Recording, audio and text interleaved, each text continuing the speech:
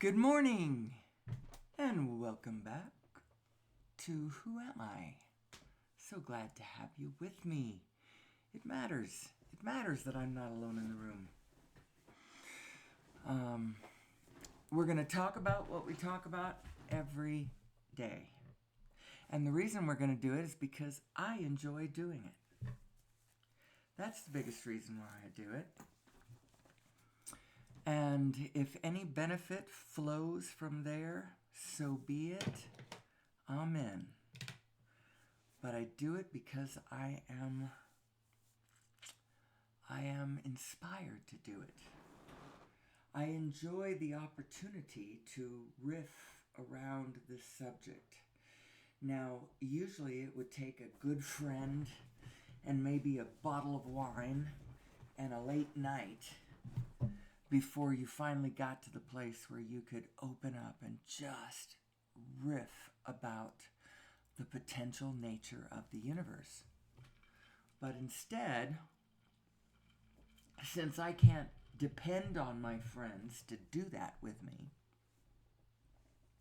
I have invented my own little thing where I come into my space and we're going to talk about some pretty esoteric things that interest me and hopefully will interest you. Hopefully the algorithm of the universe has brought you to this space for, for your own good reasons. Who am I? Why am I here? How did we get here? What is our story? We have such a big, interesting story. And have you noticed that the mainstream, collective, regular, agreed on story is kind of boring compared to the reality? How exciting and dramatic and unexpected and that it really is compared to, what the textbooks say and even what the Natural History Museum says, which kind of makes something miraculous sound a little bit boring, or at least to me it did. Sort of, that there's a scene in Monty Python's Meaning of Life where I think it's John Cleese is the one teaching the class. I think it's John Cleese. Might be Michael Palin, but I think it's John Cleese. And it's sex education, and he's got a partner that he's demonstrating to the class with, and they're having sex. But they're making it so boring that the teacher has to keep telling them, hey, eyes out from outside. Get your eyes out of the window. Back on the lesson. That's the lesson there. We've taken something so miraculous and interesting and turned it into a really boring story. And implausible too, actually. There is so much complexity going on within our past that our regular mainstream doesn't seem to be acknowledging. Now, I realize that the mainstream not acknowledging certain things puts some of us more on the fringe than we would like to be. I'd like to be mainstream, but I want the mainstream to be adding it all up. And they don't seem to be. They're leaving parts out. And they should never do that. What am I talking about? Well, things like, I think that extraterrestrials have visited this planet. I think there's lots of evidence of that. I think there's lots of evidence that our society did not just develop a few thousand years ago, but actually there has been a lot of unexplainable. There's been a lot of things going on this planet for tens of thousands of years. Or at least, I don't know. I don't want to get into specifics. It's just such an interesting world. Who are we? What is our story? Well, I think there's some clues in our genetics that imply that we are genetically modified. Now, whatever happened, our I think this is the missing link because, do I want to go into this right away? This is my little thing where I tell you about the neocortex, and we talk about the neocortex and this layer of mind that is, I'm not going to say uniquely human, but it's special to humans. We have an overview mind that gives us a different set of capabilities. And I don't think the other animals have these particular capabilities because they don't seem to. They don't live in the past. They don't orchestrate their future. They don't create things wildly outside of the flow of the norm like human beings do. There's a certain thing that happens with our mind. It does something to our emotions. And as we developed our human brain, we did not trade in the lower brains. We still have them. We still have our mammalian system with fear, hate, jealousy, anxiety, our maternal love, memory, sociability, all of that. And our lizard brain, we still have all of those. But the neocortex, this plumped up aspect of our minds that gives us overview, mental, physical brain overview over our specific, whatever it is we're looking at. This, I believe, now Greg Braden, I wish I had the slide that said the 76% because that's such a specific amount. Where did they get that exact number? Now he does say that 8% of the DNA in each cell is coming from human chromosome number 2, and he in this slide that I'm showing right now, he shows you Proceedings of the National Academy of Science, Volume 88, page blah, da, da, da, da, October. So this is what he's talking about. I went and found it. It's over at pnas.org, and there were 2 volumes published in October, one on October 1st and one on October 15th. And it's the one October 15th, and those page numbers, they aren't listed on the page anywhere. They're within each article. So you'd have to kind of open up each article to see how far you were in how many pages have we gotten by. Am I getting closer? Am I getting closer? I just read every title until I found this one. Origin of Human Chromosome number 2, and on ancestral telomere to telomere fusion. And then it's like 4 or 5 pages long. It goes from 51 to 55. I think that's 5 pages long. And the full abstract right here, and it's with the conclusion. So what they've done is they sequence the whole thing into their TTAGGG, and they sequence the whole thing from one end of it all the way to the other. There's telomere right smack dab in the middle. And then they analyze the sequencing, and they decide that we conclude that this is the relic of an ancient telomere to telomere fusion and marks the point at which 2 ancestral ape chromosomes fused to give rise to human chromosome number 2. Now, I find this very significant.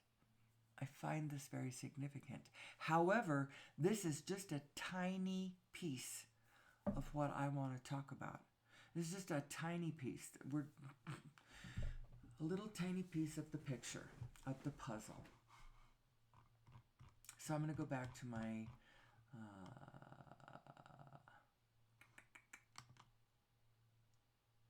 actually, this is a different one. I was on this one. Now I'm going to go into this one. But we just have a background scene now. I'm not showing you anything, so keep your eyes on the road if you're driving a car through the night. So, what do we really want to talk about? What do I think is important about this whole business that we are discussing, this wholeness of who we are? I think the most important part about it has to do with our emotional / spiritual / psychological structure and where that's all coming from. how you are actually designed and how you can make sense of your discernment of the world, how what's happening within your equipment that's giving you feedback the way it's giving it to you, and how you can understand it and use it better. How about that? Does that make any? Was that a lot of words? So you are a binary system. You just have to know that. You know, that's part of what the Who Am I project is doing for me. Every day as I come in and say something that I believe it, but as I say it every day, I come to know it. It's like, of course, we are this binary system. And when you start listening to other people, talking about whatever it is they're talking about, it's best if they're talking about religion or, God or the Almighty or big things, because then you can compare it. Then you start seeing where it is that it's all coming from. Actually, everybody else's ideas start making incredible sense to you. But you don't go over to where they are. They tag into what you're doing. It's like you've got this big picture that you're cooking inside of your consciousness, that you're adding everything in. The real picture includes everything, because you are all the frequencies, and all the frequencies fit on an infinitely small point, so you don't have to go farther away from yourself in order to include all of the things. Am I making sense? Part of me thinks that I'm not making sense. I'm speaking in a way that sort of sounds somewhere between abstract and esoteric to me. But I promise you, it does all add up. Add up everything. Add it all up. And you will see the picture. That's actually God's picture. God is the place where it all adds up, where every single one of our universes fit into a larger template that's a bigger universe. And it all nestles just beautifully together without any sort of ruffling of any feathers whatsoever. And this is where your inner being is sitting. Your inner being is sitting in a position where she's looking for the win-win for us all. My inner being is actually the same as your inner being, with one really powerful exception, and that is my inner being is centered in the vortex right here that is me plus source, and yours is over there with you plus source. Actually, source is almost who we're talking about. So, but it's you plus your source, and mine is me plus my source. My source is all things. Your source is all things. Those all things are the same. But the fact that mine's coming from me and yours is coming from you makes it significantly different. Significantly different. My inner being is all about me. And your inner being is all about you. And yet, our inner beings are the same inner being. And if you truly follow the call of your inner being to where she is calling you, you will find a land of win-win, joyful co-creation. We will find this. We will find this. We will find the place where we are not in competition with one another, where we truly understand that we are all in this together. And our greatest, highest, truest, most abundant level of understanding is going to come from a place where we're not pushing back against each other anymore, or pushing back against anything else, because frankly, the pushing back against stuff is not the best. It's not the most productive activity. Instead of pushing back against what you don't like, if you were building a momentum of something that you did like, you would be serving the whole a lot better. And, honestly, what you like is important. what you like is important. It's not what everybody else likes and not what you like. It's what we all like. Where we all follow that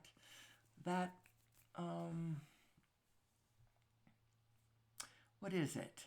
Yeah, I was thinking will o' the wisp. You know that thing that calls you into the forest, that light that you follow because it lights your heart and your imagination and your face and your eyes, and you follow it into the woods or whatever. But then it all depends on what the story is. That could have been a mistake. Somebody could be luring you in there for evil and devious purposes.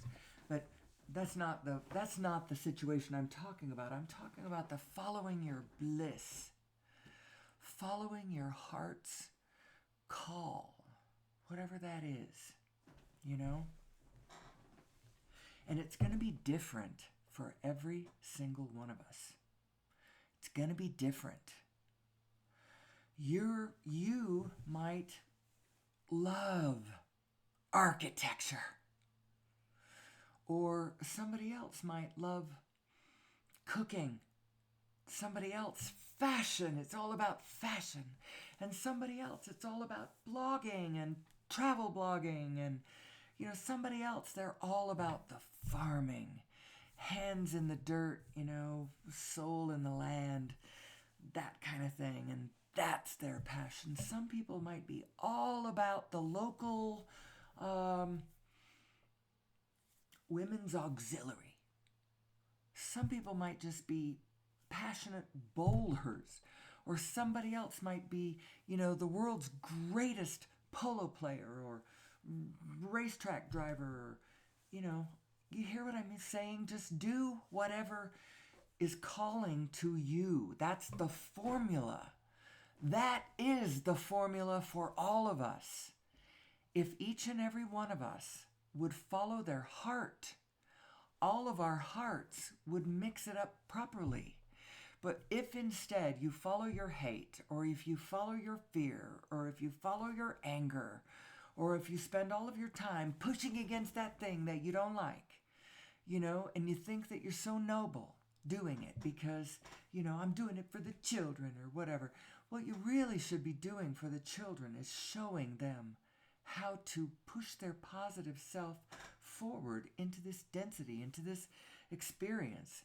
Show them how you do it, how you birth your real self into this existence. What is your real self? Well, your real self is actually your love, your joy, your desire, your kindness, your magnanimity, magnanimity.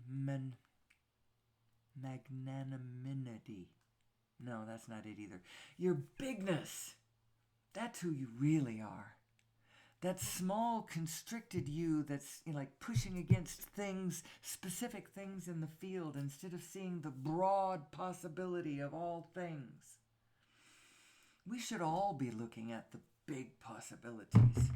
And then from that vantage point, deciding, what do I want to do in this wonderful smorgasborgia? That's how we should be approaching life. And yet we all, poke around so fearfully. I think it's because we don't realize we're here forever. We are here forever. Or as long as we want to be. I mean, I think if you wanted to leave Project Earth upon the reemergence into non-physical and go off into some other project, I suppose you would be able to do that, but I'm not sure how the focus of your attention would be drawn that way, unless maybe you're an astronomer or something, and or maybe I'm starting to imagine different ways how your consciousness could leave planet Earth, before Project. But what's going on right now is the most exciting part. The most exciting part. Are we gonna make it? Are we gonna make it? Are we going to get there, or are we going to crash and burn? Which one's going to happen? All of us have been in on this forever. And you're going to keep coming back. But only because you want to. And only because it's really interesting. And only because you know that you're safe, safe, safe, safe, safe. It is safe. Death is safe. Life is safe. And we are taught all the time how dangerous it is, because our loved ones cannot stand it if a form that they have become attached to winks out. But you're not understanding the bigger picture, the bigger frame. We are all here forever and ever and ever and ever. And this is the meaning of Abraham's message when she uses the word, well, Abraham, not Esther. Abraham uses the word croak to describe the process of reemerging back into non-physical. And she has picked an intentionally disrespectful term, because she doesn't want to give a lot of weight and drama to our concept of the word death.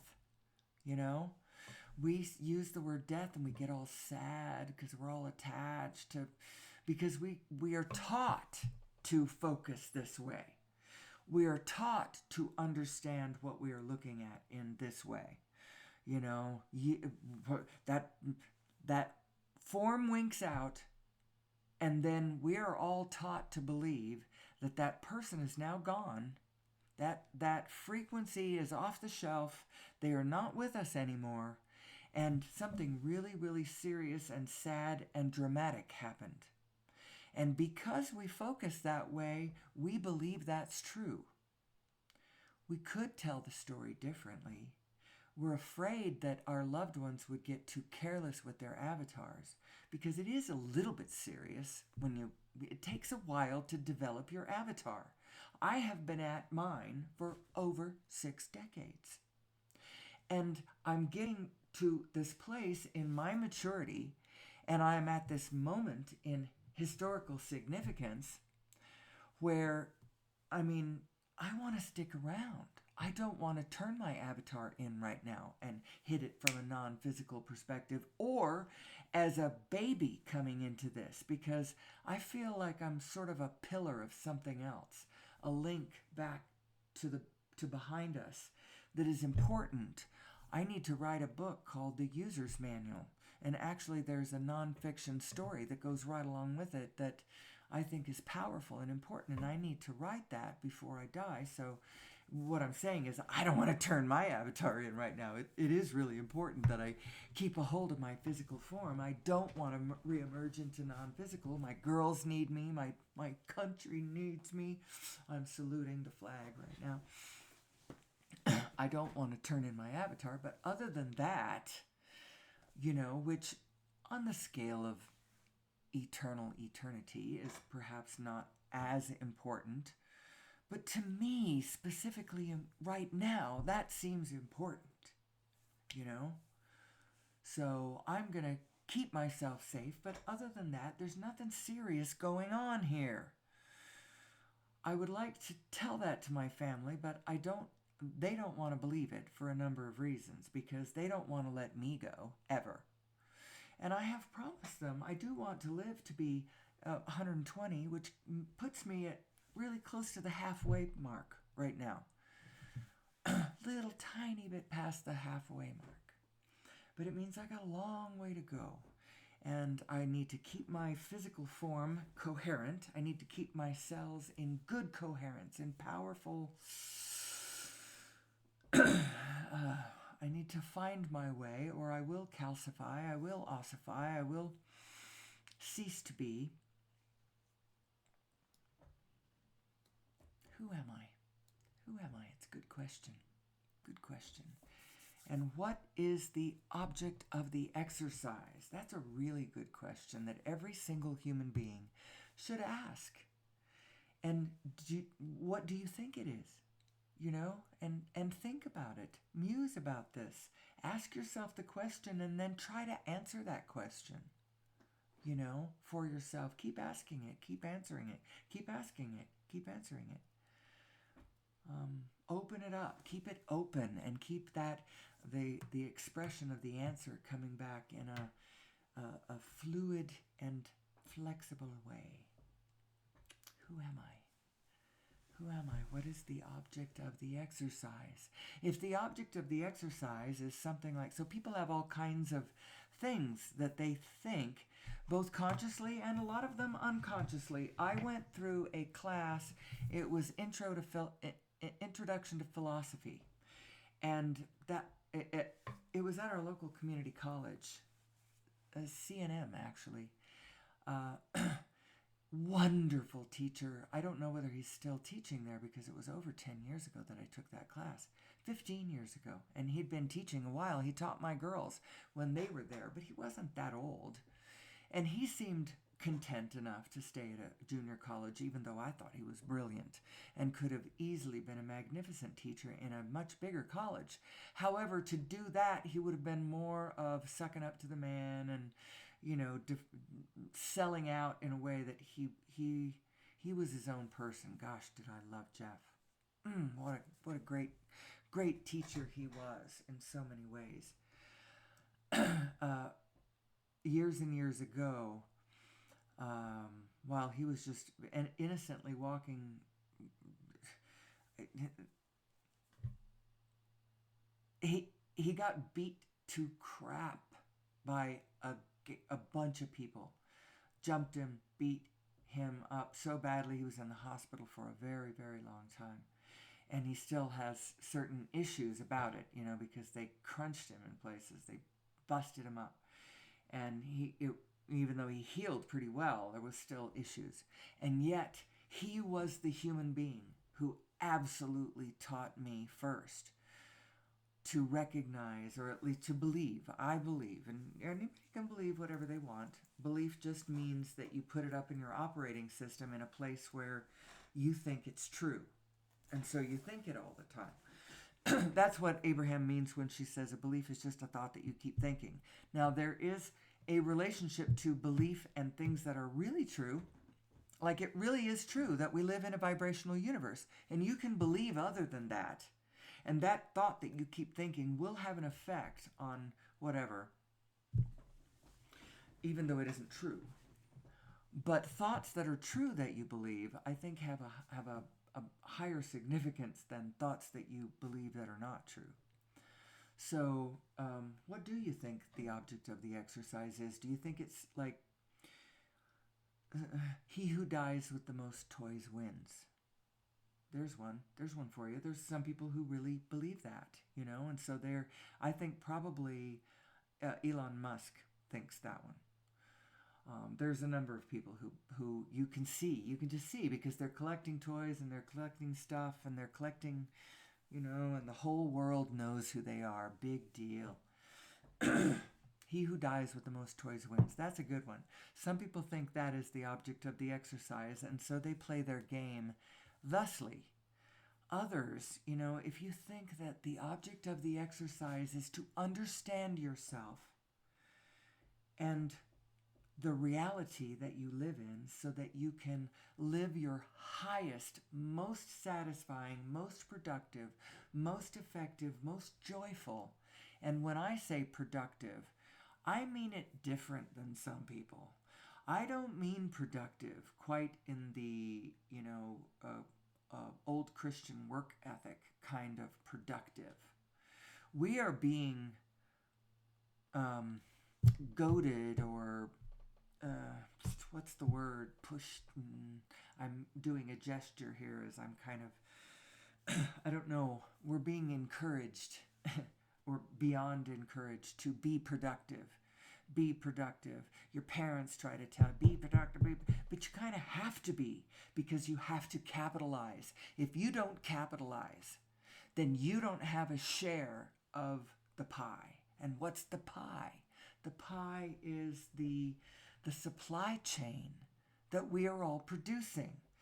And every one of us is producing something else.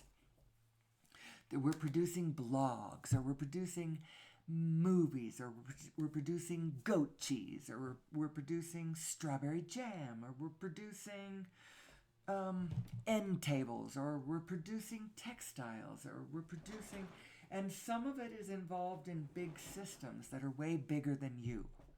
You know, it's involved with So like if you're in the textile business, unless you are, a Navajo woman sitting on your, floor in front of your loom doing it all after having taken the wool that you spun into yarn from your sheep out there, that you then dyed different colors, and now you are putting it into a traditional pattern and you're going to weave a blanket. Unless you're that, you're probably part of a larger system, and most things are. If you're part of the energy sector, or if you're part of the, what do you want to do with your life? Do you want to, most of us end up working with other systems because you don't have your own thing going on, usually. You might be a subsistence farmer, you might have your own thing going on in that way, or I don't know. There's certain kinds of jobs that you can do it on your own. An author can certainly do it on their own to a point.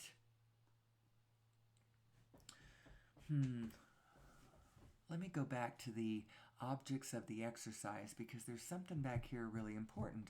A lot of people think that the object of the exercise is just in general, and I was taught this when I was younger. I think our whole society has believed it for about 300-400 years.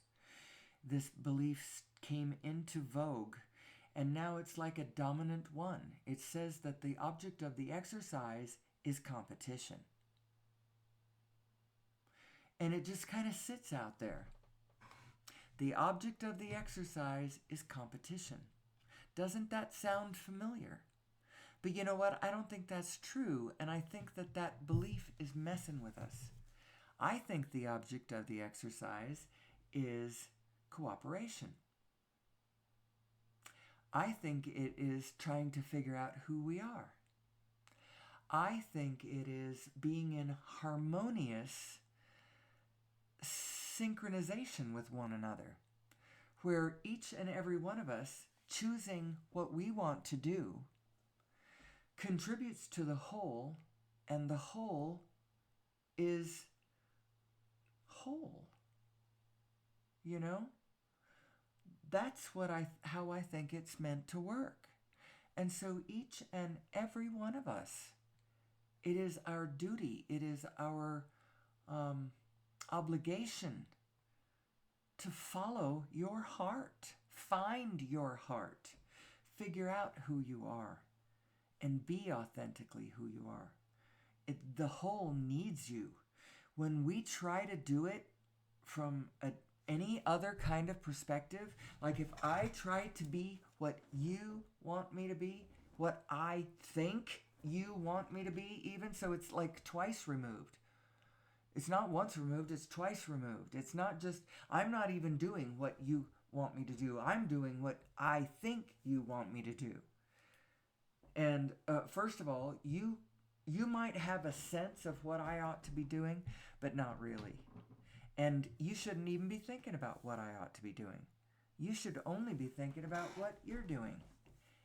And now, I know that when organization starts, you get people up the line that actually it is their business what people down the line are doing. And so I am thinking about what you're doing. And it is kind of my business. But you only hit that point if the whole group has sort of agreed on the paradigm. So all of us, I'm getting too specific in really weird abstract ways. So I'm going to back out to the abstract just a little bit more. Who am I? Remember, you are a binary system. You are both a physical body and an overview mind.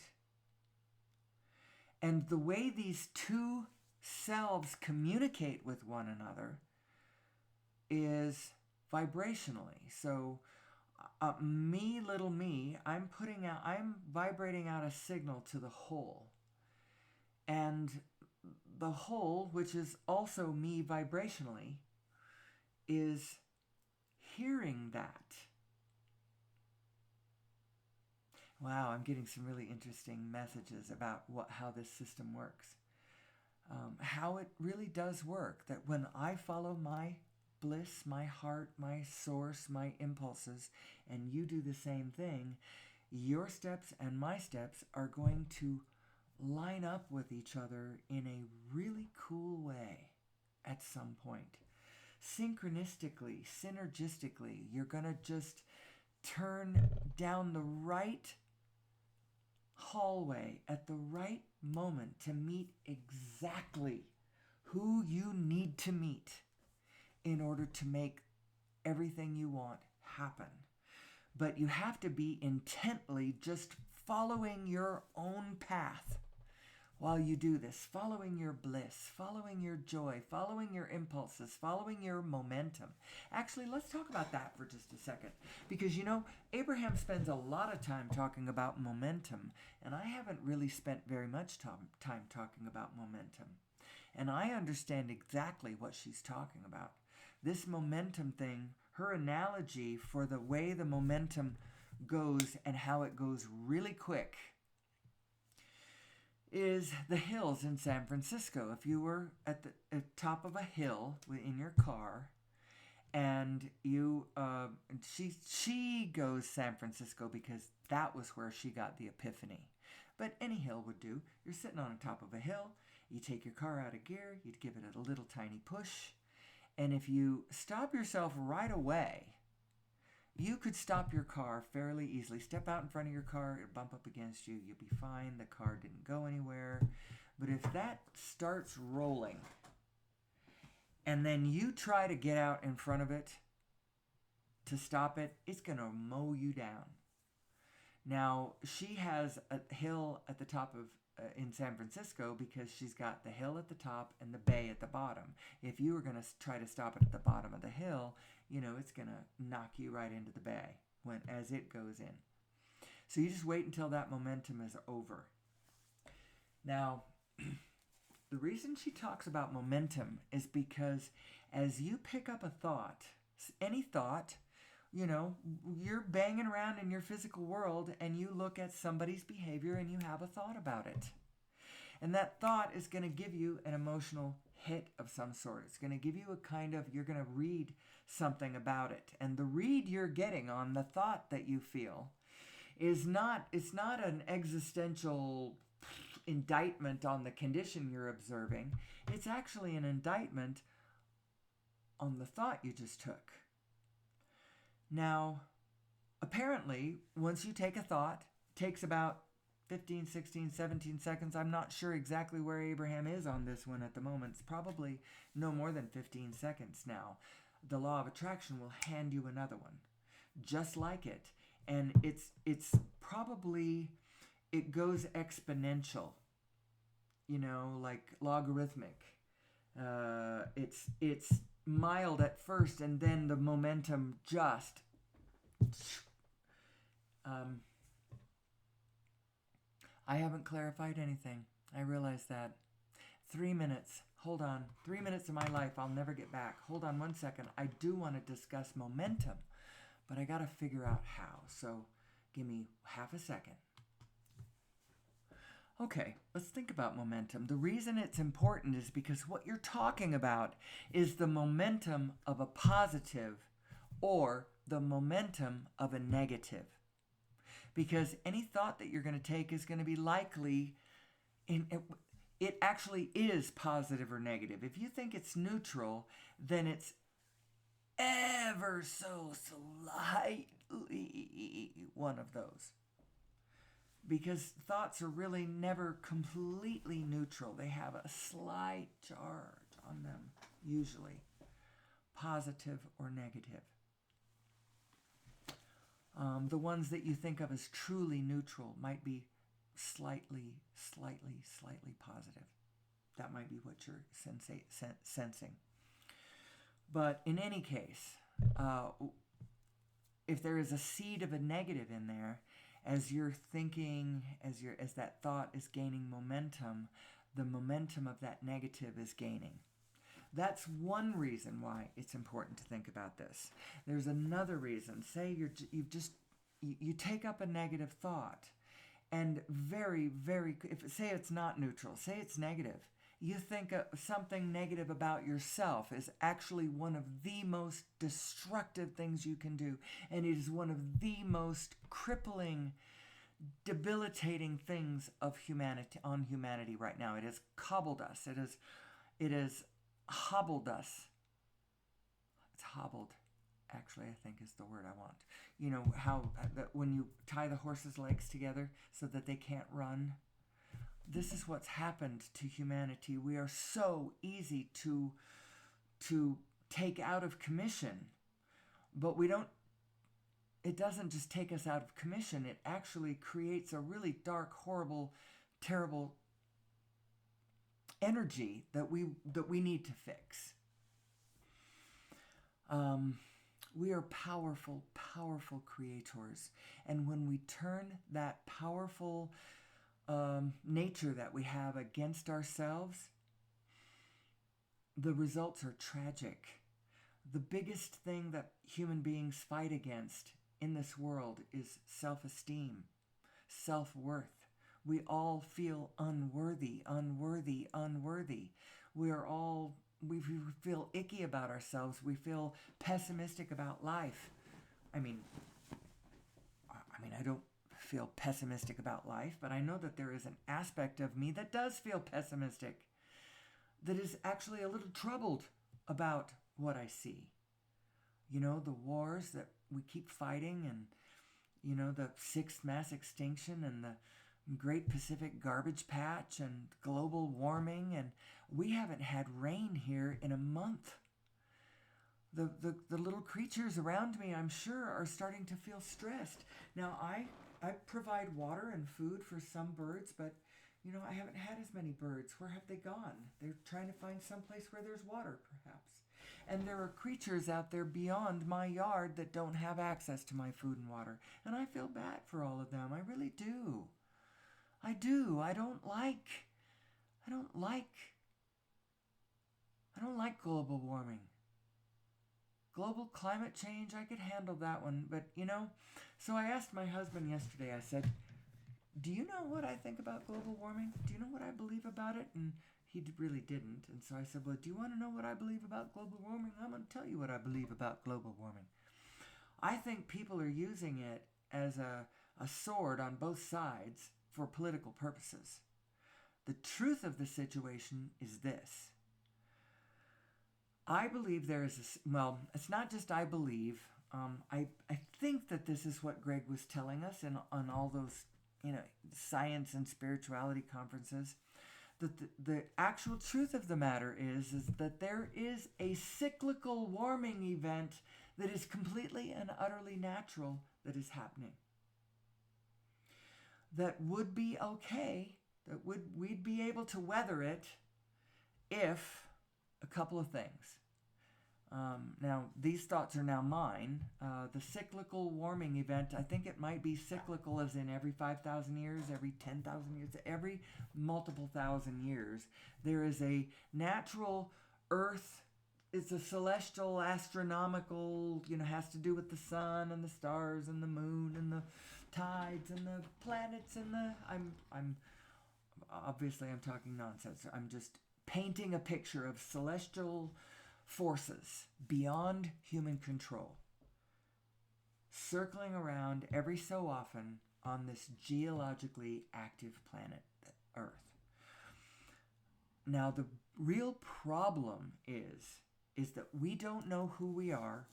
We do not know how to seamlessly blend with the biofield around us in a way that is synergistic and harmonizing to the benefit of the biofield. We don't benefit the biofield.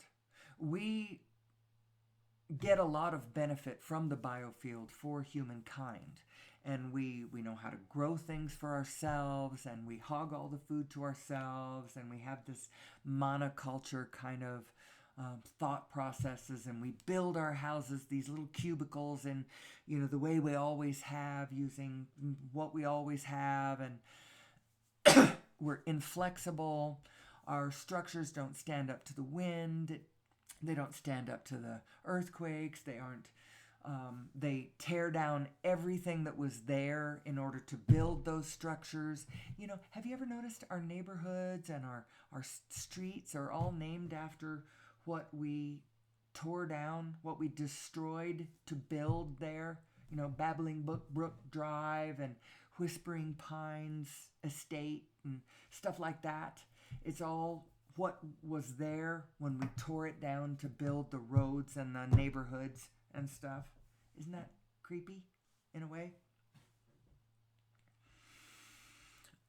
We need to have a better understanding of how we blend with the biosphere, with how we can... Oh, let me finish my discussion about what I think is going on.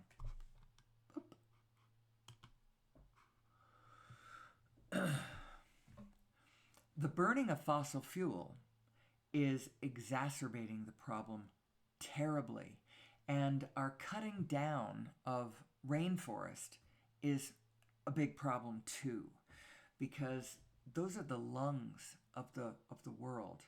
We need to understand what all the natural structures around the world are. They're different organs of the great machine that is Gaia, the great living organism that is Gaia, that we are a part of. And it works like that all the way up to the universal scale, by the way. We are cells. Each human being is a cell in the body of humanity with a capital H, or mankind with a capital M, although that sounds a little more racist. Humanity sounds a little bit better. But, you know, there's a man in woman too, so mankind could refer to womankind also. Anyway, who am I? I know it's hard for us to think about getting over fossil fuels. I focus on it because I think it's important. It's a really important piece of the puzzle. But don't focus on getting rid of fossil fuels right now, because we need more energy. We need more energy to run everything. Our air conditioning and our transportation systems and our computers and all of that. We need the energy. So let's add to it. Let's think about it that way. Let's add to the energy. Did you know that over unity is possible? WTF is over unity, you ask? Over unity is a device that puts out more energy than it takes to run. You know, if people really got this concept, they would be gobsmacked to realize it, and they would feel betrayed. How is it that collectively we have let such a truth not be known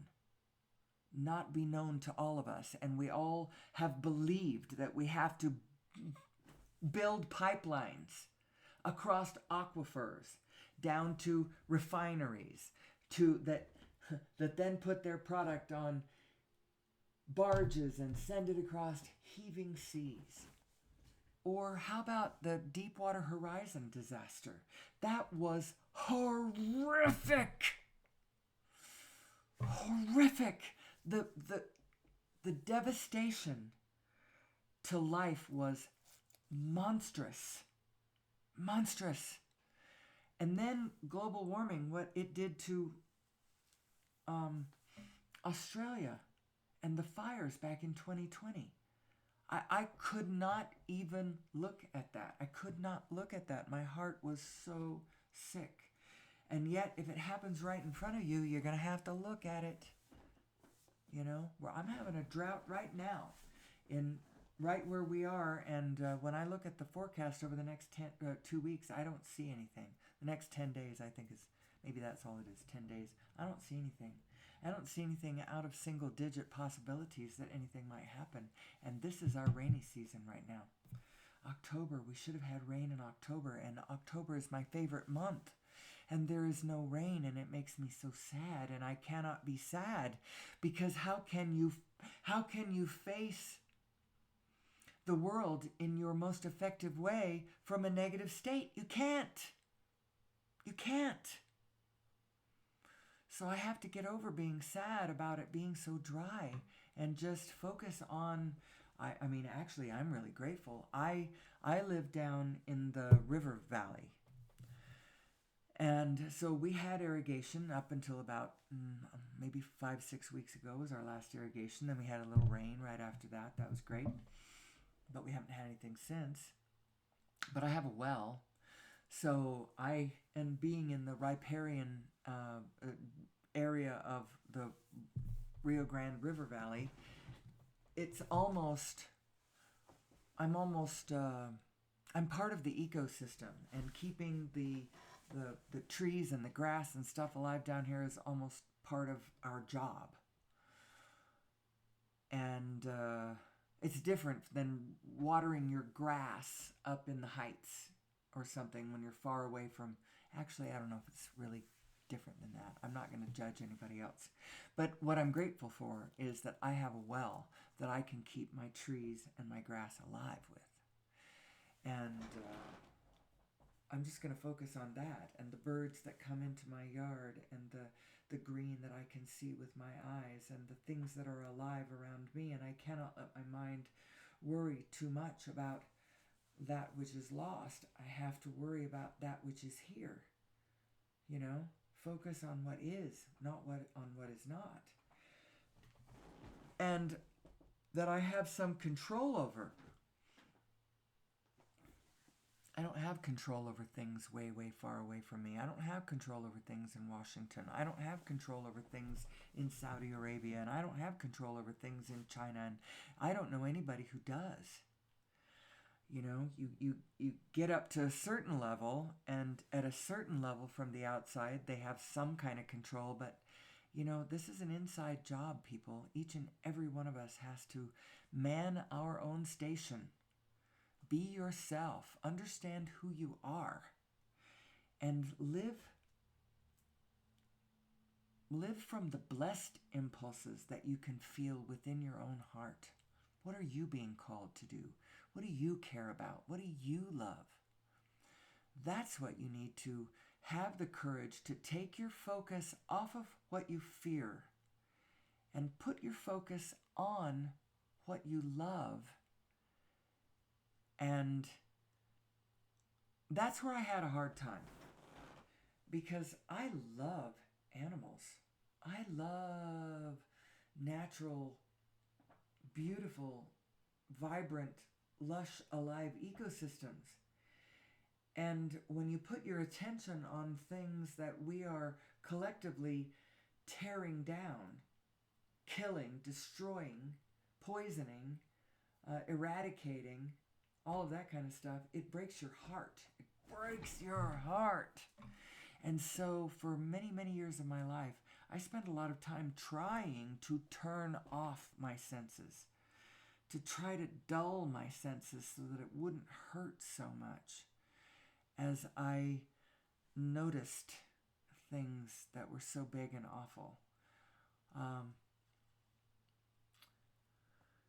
It kind of helped studying really big, awful things that were far, far away, like the Holocaust and stuff, but I just couldn't. And it's still kind of hard. The only way that I can really stomach how harsh the world can be is to recognize the allness position.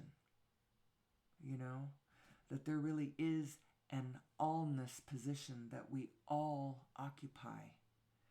And in that sense, we are all okay, because we are all in this together.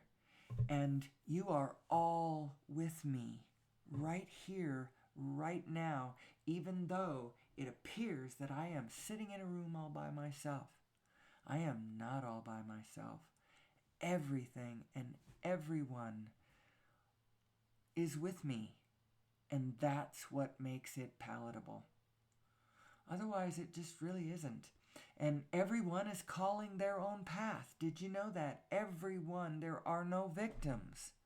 Although we can all use a helping hand. I can use a helping hand for sure. And I know I'm all in this with all of y'all. But it helps when you realize that every being in every moment is in control of their center and learning how to operate their own equipment. And from that vantage point, we are all okay. We are all okay. We are just getting our balance. We are just getting our balance. Now, the individuals your heart can start reaching out for. I mean, be kind. Be kind. When you see a small creature who is broken and hurt and hurting and needs help, help it.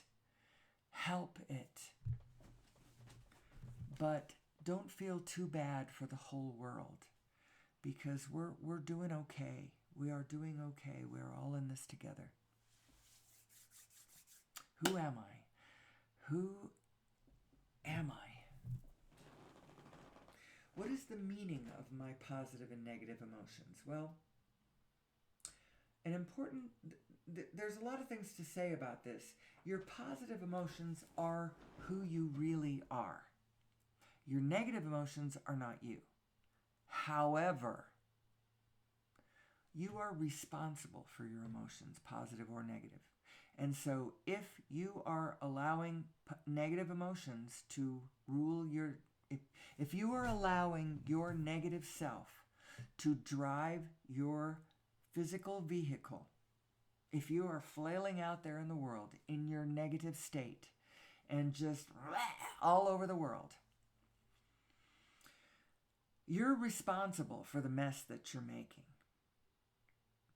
And yet, we are all in this together, and we're all kind of doing it to each other. There's a number of reasons why we do that, embedded in our design. We have a couple things interesting that are helping this along. One is something called mirror neurons. Our mirror neurons are a class of neuron. They're in our brain along with the rest of them, but they fire when we observe somebody else doing something. They fire just as though we did it, only somebody else did it.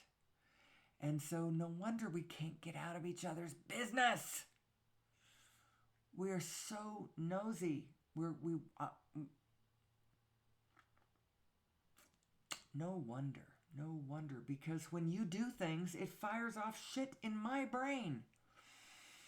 And if I find it jangly, then I turn to you and I'm like, will you stop it? You are firing neurons in my brain. And the other person can say, well, get out of my business. Get your own momentum going in your own space. Get it bigger. Figure it out. Add it all up. There's a big old lesson being demonstrated to us right now. A big lesson about who we are and how the whole thing functions. And it's playing out in a kind of historical drama. That historical drama is playing out on our political stage, because our political stage is absolutely a historical stage. It's been going on for hundreds of years. 250 years just here in this country, and hundreds of years past. You know, when you go back to when we separated from England and King George, and before that when we were Roman, and then before that when we were Sumerian, and then before that when we were Atlantean, and then before that when we were whoever the hell it was who genetically modified us in the first place. You know, and each and every group and every step along the way has another idea about religion. I'll tell you what, the ones that you should really add up all the religions. You know, as I was growing up, I did not pick and choose and think about what to do with religious thought. It wasn't like, I'm going to pick a religion. What is the truth about religion? Well, actually, I did say that. But I was like a blind man trying to figure out what the elephant is. And instead of just, and I went from station to station to station with open mind and curious thought. And I find it just so bizarre that it is okay for us to have 20 jillion different religions and nobody has added it all up to see what they're all adding up to. Who are we and how does it really work? How does it really work? First of all, if you want to try to figure it out, you have to believe that it's figure-outable. I know plenty of people who just go, it's mysterious. Enough said. There's some things we're not meant to understand, and I'm not going to worry my pretty little head about it. And I just find that so bizarre. Actually, I don't find it bizarre, but I find it unfortunate. A lot of people aren't even trying to add it up. That's why they don't understand that it does add up, because this is religion we're talking about, and that is completely offensive to discuss with anybody else. Who would you discuss this with? Well, I'm discussing it with you. I'm discussing it with myself. And other people might find it interesting, this little self-discussion I'm having. Who are we? Who are we? Oh, what is the blind man and the elephant? Well, probably the only people listening to me are my fans, and they probably do already know this story. The blind men and the elephant, the analogy, the fable, I don't know what, the allegory, I don't even know what exactly what this is. But it's a picture.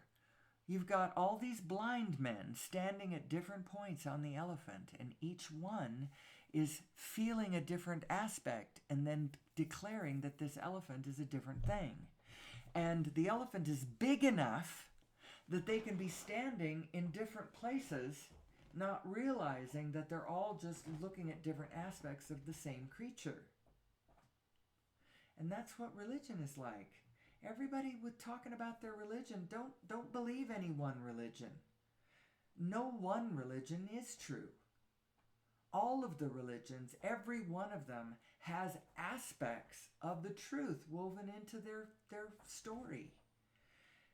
It all has to do with the way the spirits move and the energies and what love means and the power of the allness that we're all part of. Who am I? I see I've passed an hour, so I can stop if I want to. I have to take a shower this morning. It is bowling day. I take a shower every other day, if not more. But absolutely, unquestionably, has to be every other day, or specifically on days when important things are happening, like bowling or travel. We're traveling a week from Monday. We're going to Oregon. We'll be gone for a week. My last show will be Sunday morning, and then the next show can be Sunday morning. I will miss a whole week of shows, but I will not miss 2 Sundays. I don't think I could. That'll be the day after we get home. I don't feel like I covered all of it. I really didn't. I started on a couple things and then I didn't really quite finish them. I was going to talk about momentum and I tried, but it didn't really amount to much. If you are a student of Abraham Hicks, if you aren't, go listen to some of her videos. Her 15-minute, what she does is she takes her seminars and chops them into clips, nuggets of information, and she talks mostly about law of attraction and the way the energies flow and your positive and negative emotions. And she talks about source energy. You are source energy. You are extensions of source energy who have coalesced into these physical bodies. But the largest part of you still is the source energy, and you have a source energy spinning vortex of creation that you are a part of. And then you have your little physical self and your little vortex of, well, we are an hour and 5 minutes in. I'm not going to make it if I haven't made it now. So I'll be back tomorrow. Maybe I'll talk about momentum, or maybe I'll talk about something else. I didn't talk about unified physics hardly at all. And I really should, because that's a really big part of it. Because the reason that you have a vibrational inner being is because the whole universe is holographic, and all the information of all of it is everywhere. You just got to tune into it. And 0 point energy is the whole field exchanging its information across large and small scales all the time, reverberating with this collective energy as all of the Plancks touch each other and zap, zap, zap, zap back and forth. All of their information. This is where I am. This is my temperature. This is my velocity. This is all of the points uploading their information to the whole, and the information of the whole downloading to all the parts all the time. That's source energy. That's who you really are. And then you are that whole thing in this individual, specific human body. That's who you are. That's who I am too. That's who we are. And if we could consciously get a grip, get a hold of that thought and make it more, out of that can spring all of the solutions to all of the problems that we face. They spring from right there. All of the solutions come from right there. So tomorrow we're going to work on that. And until then, God bless. I love you. It is, hold on. I gotta find my right spirit to close this, to perform the benediction on this. So to the service of mankind and my people and my planet, I dedicate this work that I do. And I will be back tomorrow to do it some more.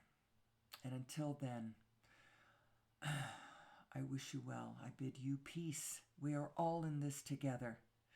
And until tomorrow, may the source be with you.